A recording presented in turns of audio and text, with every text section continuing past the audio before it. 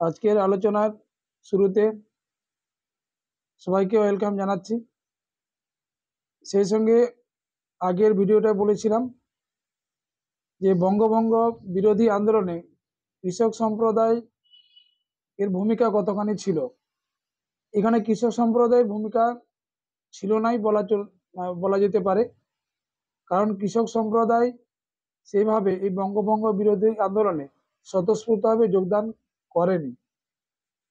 এখানে মধ্যবিত্ত শ্রেণী এবং শ্রমিক শ্রেণী, এই দুটো সম্প্রদায়ের মানুষরাই এই আন্দোলনে অংশগ্রহণ করেছিল। কৃষক সম্প্রদায় সেইভাবে বা স্বতঃস্ফূর্তভাবে অংশগ্রহণ করেনি।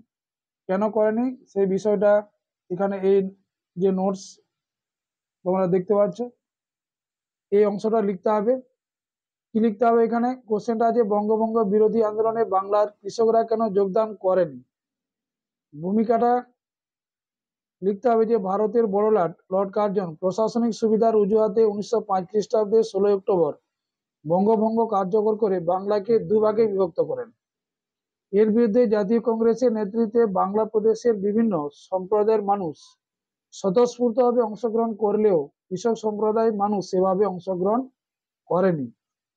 এখানে মধ্যবিত্ত শ্রেণী, শ্রমিক শ্রেণী তারা কিন্তু স্বতঃস্ফূর্তভাবে অংশগ্রহণ করেছিল, কিন্তু কৃষক সম্প্রদায় সেভাবে কিন্তু এই আন্দোলনে অংশগ্রহণ করেনি।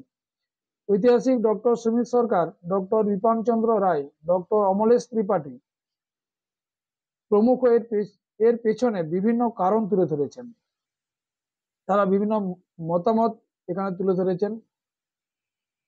কি আছে সেটা, যেমন কৃষকদের সক্রিয়ভাবে অংশগ্রহণ না করার কারণ। কৃষক সম্প্রদায়ের বঙ্গভঙ্গ বিরোধী আন্দোলনে সক্রিয়ভাবে অংশগ্রহণ না করার নিম্নলিখিত কারণগুলি ঐতিহাসিকগণ তুলে ধরেছেন। এই বিষয়টা লিখতে হবে। এরপরে যে বিষয়গুলো তুলে ধরা আছে, একে যেমন দেওয়া আছে কৃষিভিত্তিক কর্মসূচির অভাব, অর্থাৎ কৃষকদের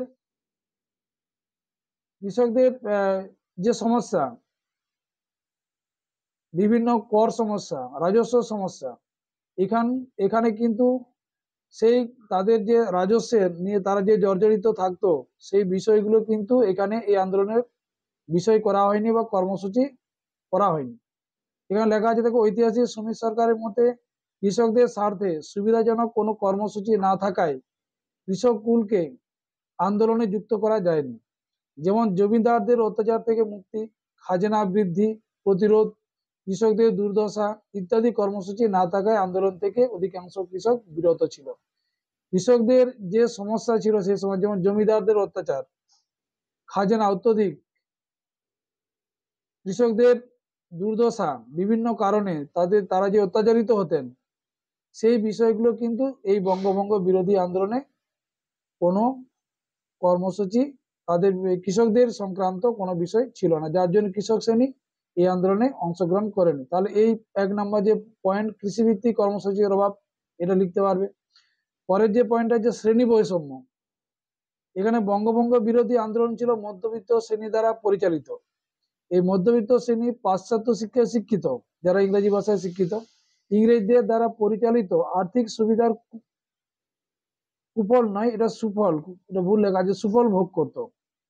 কারণ তারা ইংরেজি ভাষায় শিক্ষিত হয়ে ইংরেজদের অধীনে তারা চাকরি করত, সেই জন্য তারা আর্থিক সুবিধা এখানে সুফল দ্বারা ভোগ করত। আর্থিক দিক থেকে তারা সেই জন্য মানে আর্থিক সচ্ছলতা তাদের এসেছিল। এই মধ্যবিত্ত শিক্ষিত মানুষের সঙ্গে কৃষক সম্প্রদায়ের যেমন ব্যবধান ছিল, দূরত্ব ছিল, তেমনি কৃষকদের দুর্দশার প্রতি মধ্যবিত্ত শিক্ষিত মানুষ সমবেতী ছিল না, তাদের প্রতি উদাসীন ছিল। তাই মধ্যবিত্ত শ্রেণীর আহূত আন্দোলনে কৃষক সম্প্রদায় বিশেষ আগ্রহ দেখায়নি। অর্থাৎ যে বঙ্গভঙ্গ বিরোধী যে আন্দোলন, এই আন্দোলনটা মধ্যবিত্ত পাশ্চাত্য ভাষায় শিক্ষিত মানুষদের দ্বারা পরিচালিত একটা আন্দোলন। এই মধ্যবিত্ত শ্রেণীরা কৃষকদের সম্পর্কে পুরোপুরি উদাসীন ছিল।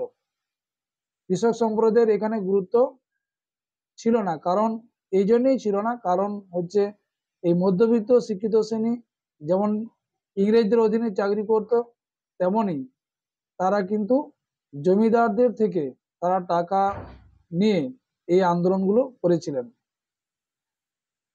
তারপর জমিদারদের ক্ষোভের আশঙ্কা, কৃষকদের প্রতি সহানুভূতিশীল ও কৃষকদের খাজনা বন্ধের দাবি মেনে নিলে জমিদারগণ ক্ষুব্ধ হতে পারে। যাদের থেকে টাকা নিয়ে এই আন্দোলনটা পরিচালিত হচ্ছে, যে আর্থিক যে সমস্যা, যারা আর্থিক সুবিধা যাদের থেকে আদায় করা হচ্ছে জমিদারদের থেকে, তারা কিন্তু তাদের বিরোধী কোনো যদি কর্মসূচি গ্রহণ করা হয় তাহলে কিন্তু জমিদাররা ক্ষুব্ধ হতে পারে।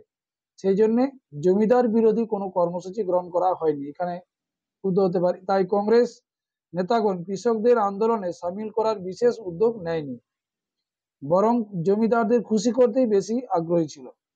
এই জমিদারদের ক্ষোভের আশঙ্কা, যে তারা যদি ক্ষুব্ধ হন তাহলে কিন্তু এই আন্দোলন পরিচালনা করার যে আর্থিক তারা দান মানে যে তারা যে টাকা দেয় সে টাকা দেওয়া তারা বন্ধ করে দেবে, তাহলে কিন্তু এই আন্দোলনটা পরিচালনা করা সম্ভব হবে না। তাই জমিদাররা যাতে তাদের মধ্যে ক্ষোভ সৃষ্টি না হয়, তাই জমিদার বিরোধী কোনো কর্মসূচি ছিল না। তাই কৃষকরা এই আন্দোলনে বিশেষ উদ্যোগ নেয়নি বা কৃষকদের সামিল করারও বিশেষ উদ্যোগ গ্রহণ করেনি কংগ্রেস। তারপর যে কার্জনের প্রতিশ্রুতি, লর্ড কার্জন সেই সময় বিভিন্ন প্রতিশ্রুতি দিয়েছিলেন, যে যেমন হচ্ছে তিনি যে প্রতিশ্রুতি দিয়ে এই বাংলাকে ভেঙে দিয়েছিলেন। বিশেষ করে পূর্ব বাংলার মানুষরা এই আন্দোলন থেকে বিরত ছিল, এই জন্যই বিরত ছিল। মুসলমান সম্প্রদায়ের মানুষদের তাদের একটা প্রতিশ্রুতি দিয়েছিলেন যে বাংলাটাকে যদি ভেঙে দেওয়া হয় তাহলে কিন্তু তারা কিন্তু অনেক সুযোগ সুবিধা ভোগ করবে, তাদের অনেক সুযোগ সুবিধা প্রদান করা হবে, তাদের আর্থিক সচ্ছলতা থেকে তাদের অনেক পরিবর্তন এসে যাবে। সেই জন্য তারা কিন্তু এই বঙ্গভঙ্গ বিরোধী আন্দোলনটাকে মূলত পূর্ব বাংলার মুসলমানরা তারা কিন্তু সমর্থনই করেছিল। এখানে লেখা আছে লর্ড কার্জনের প্রতিশ্রুতি অনুযায়ী বঙ্গভঙ্গ কার্যকর হলে গ্রামীণ রাস্তাঘাট, শিক্ষা ব্যবস্থা প্রভৃতি ক্ষেত্রে উন্নতি সাধন করা হবে। এটা পূর্ব বাংলার মুসলমান সম্প্রদায়ের মানুষকে বোঝানো হয়েছিল যে রাস্তাঘাট থেকে শিক্ষা ব্যবস্থা বিভিন্ন ধরনের তাদের একটা উন্নতি ঘটবে, যেটা বাংলা যেটা একসঙ্গে থাকার কারণে বা বিরাট একটা আয়তন হওয়ার কারণে বাংলার কিন্তু এই পূর্ব বাংলা কিন্তু বঞ্চিত হচ্ছে। সেই জন্যে তারা কিন্তু এই বঙ্গভঙ্গটাকে তারা যদি সমর্থন জানায় তাহলে কিন্তু তারা বিভিন্ন সুযোগ সুবিধা পেতে পারে, এই ধরনের একটা প্রতিশ্রুতি তাদেরকে দেওয়া হয়েছিল। এই সঙ্গে পূর্ব বাংলার মুসলমান কৃষক বিরোধিতা না করে বঙ্গভঙ্গকে সমর্থন করেছিল। এছাড়া ধর্মীয় ভাবাবেগে হিন্দু জমিদার থেকে মুক্ত হওয়ার জন্য বঙ্গভঙ্গকে সমর্থন করে। এছাড়া যে জমিদাররা সেই সময় যারা জমিদার ছিল হিন্দু সম্প্রদায়ের জমিদার ছিল, অতএব এখানেও কিন্তু মুসলমান সম্প্রদায়ের মানুষেরা যে হিন্দু জমিদার থেকে তাদের খাজনা বা অত্যাচারের হাত থেকে তারা যাতে মুক্ত হতে পারে সেই জন্য তারা বঙ্গভঙ্গকে সমর্থন জানিয়েছিল। এছাড়া নমশূদ্র সরকারি সুযোগ সুবিধা পাওয়ার আশায় বঙ্গভঙ্গকে স্বাগত জানায়। যারা এই যে নমশূদ্র, এই নমশূদ্র সম্প্রদায়ের মানুষেরা যাদের এই নমশূদ্র হরিচাঁদ ঠাকুর এবং গুরুচাঁদ ঠাকুর এই আন্দোলনের যারা যাদেরকে মুতোয়া বলা হয়, তারা কিন্তু এই আন্দোলনকে যেমন সমর্থনও জানায়নি, তারা কিন্তু নিরপেক্ষ ছিল। এই জন্যই নিরপেক্ষ বজায় রেখেছিল, কারণ হচ্ছে তাদের বর্তমান বাংলাতেও তারা যেমন কোনো সুযোগ সুবিধা পায়নি, তারা আশঙ্কা করেছিল বাংলা হয়তো ভেঙে দেওয়ার পরে সেই সুযোগ সুবিধা তারা কিন্তু পেতে পারে। কিন্তু এই মুহূর্তে তারা বাংলায় এখনকার বাংলার যে চরিত্র সেক্ষেত্রে কিন্তু তাদের সুযোগ সুবিধা পাওয়ার কোনো আশা নেই।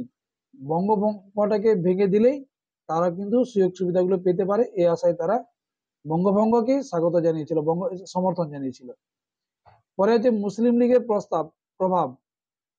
এই লর্ড কার্জনের প্রয়োজনায় মুসলিম লীগ বঙ্গভঙ্গকে মেনে নেন, ফলে মুসলমান কৃষকরা নদিয়া, কুমিল্লা, মুর্শিদাবাদের প্রভৃতি স্থানে হিন্দু জমিদার, হিন্দু মহাজনদের আক্রমণ করে সাম্প্রদায়িক দাঙ্গা শুরু হয়। এই দাঙ্গাজনিত কারণে সাধারণ কৃষক সম্প্রদায় এই আন্দোলন থেকে নিজেদের সরিয়ে রাখে। এখানে সাধারণ কৃষক সম্প্রদায় যে নিজেদেরকে আন্দোলন থেকে সরিয়ে রেখেছিল, যখন এই যে ঢাকার নবাব, নিচে লেখা আছে ঢাকার নবাব সলিমুল্লাহর উদ্যোগে 1906 খ্রিস্টাব্দে মুসলিম লীগ প্রতিষ্ঠা হয়। তখন কিন্তু এই সংগঠন থেকে, মুসলিম লীগ যে সংগঠন, একটা রাজনৈতিক সংগঠন মুসলমানদের, এই সংগঠন থেকে মুসলমানরা জমিদার এবং হিন্দু মহাজনদের আক্রমণ করে একটা সাম্প্রদায়িক দাঙ্গা শুরু হয়েছিল হিন্দু মুসলমানদের মধ্যে।